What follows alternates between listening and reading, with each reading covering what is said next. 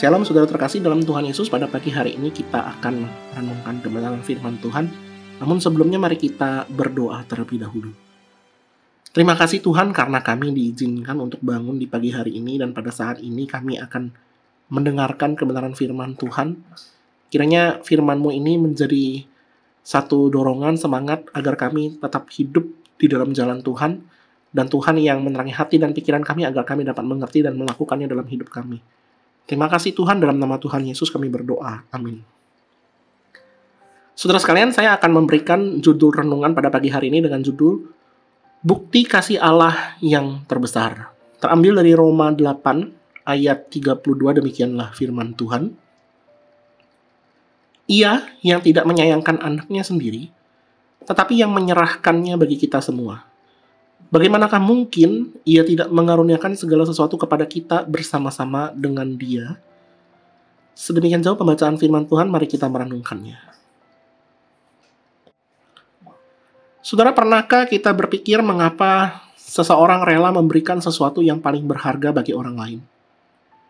Di dunia ini kita sering melihat bagaimana seorang ibu rela bekerja keras demi anak-anaknya.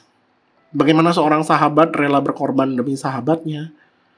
Atau bahkan bagaimana seorang prajurit rela menyerahkan nyawanya demi negaranya.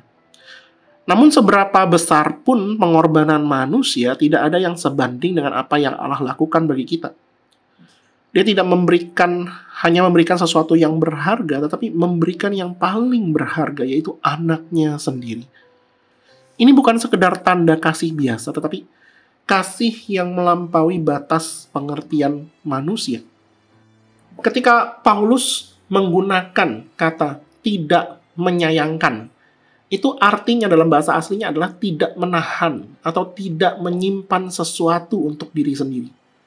Nah, ini menggambarkan bahwa Allah memberikan Yesus dengan sepenuhnya, tanpa ragu, tanpa syarat. Dan kata menyerahkan itu sendiri, artinya yang sering digunakan adalah untuk menggambarkan bagaimana Yesus diserahkan kepada orang berdosa dan akhirnya disalibkan. Paulus ingin menegaskan bahwa pengorbanan ini bukan kebetulan, tetapi ini adalah satu keputusan Allah yang penuh kasih. Jika kita melihat pasal sebelumnya, Roma 8, berbicara tentang kehidupan di dalam roh, dan bagaimana mereka yang ada di dalam Kristus tidak lagi berada di bawah hukuman. Sementara pasal setelahnya berbicara tentang bagaimana Israel tetap dalam rencana Allah, meskipun mereka belum semua menerima Kristus. Ini menunjukkan bahwa Roma 8 ayat 32 ini adalah puncak dari argumen Paulus tentang kepastian keselamatan. Jika Allah sudah memberikan yang paling berharga, maka tidak ada alasan untuk meragukan pemeliharaannya atas hidup kita.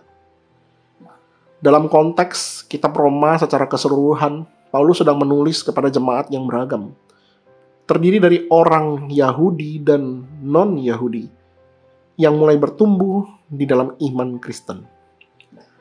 Paulus ingin menjelaskan bahwa keselamatan tidak bergantung pada usaha manusia, tetapi sepenuhnya kepada anugerah dari Allah yang telah memberikan segalanya melalui Yesus Kristus. Ketika kita memahami bahwa Allah telah memberikan yang terbesar bagi kita, hidup kita seharusnya tidak lagi dipenuhi dengan ketakutan ataupun kekhawatiran. Saudara, Injil bukan hanya tentang bagaimana kita diselamatkan, tetapi juga bagaimana kita hidup di dalam kepastian bahwa Allah yang telah menyerahkan anaknya pasti akan mencukupi kebutuhan kita.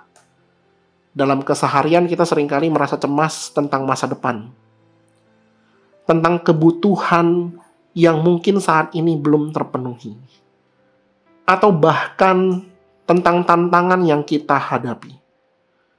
Namun saudara, ayat ini mengingatkan kita bahwa Allah tidak mungkin berhenti menolong kita setelah Dia memberikan yang paling berharga. Jika Allah telah mengaruniakan Yesus bagi kita, apakah mungkin Allah meninggalkan kita dalam kesulitan kecil? Keyakinan ini seharusnya membuat kita berani melangkah, hidup dalam iman, penuh sukacita dan percaya bahwa Allah setia dalam setiap aspek kehidupan kita. Kasih Allah telah terbukti dengan cara yang tidak dapat disangkal. Dia memberikan anaknya sendiri bagi kita, dan ini adalah dasar iman kita. Keyakinan bahwa jika Allah sudah memberikan yang terbesar, maka Allah juga pasti akan mencukupi setiap kebutuhan kita. Karena itu kita tidak perlu takut hidup di dalam ketakutan atau kekhawatiran, sebab kita memiliki Bapa yang telah membuktikan kasih-Nya dengan cara yang paling nyata. Mari saudara kita terus hidup dalam iman dan bersandar kepadanya sepenuhnya. Mari kita berdoa. Bapa yang penuh kasih, terima kasih karena Engkau telah memberikan yang terbaik bagi kami, yaitu Yesus Kristus. Tolong kami untuk selalu percaya kepadamu, tidak takut akan masa depan, dan hidup di dalam keyakinan bahwa kasih-Mu tidak akan pernah berkurang. Biarlah hidup kami selalu mencerminkan iman yang teguh kepadamu. Terima kasih Tuhan, dalam nama Tuhan Yesus Kristus kami berdoa. Amin.